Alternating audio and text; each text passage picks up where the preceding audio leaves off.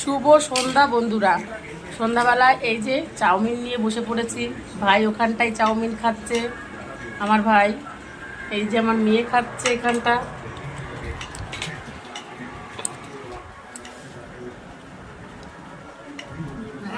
এই যে মিষ্টিও আছে তার সাথে।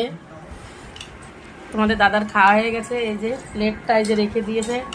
এই যে তোমাদের দাদা, এই যে পেছনটা দেখলে ঠিক আছে। তা তোমাদের দাদা একটা রসগোল্লা খাচ্ছে, এই যে দেখে নাও। তা চাউমিন খেতে খেতে তোমাদের সাথে একটু শেয়ার করলাম।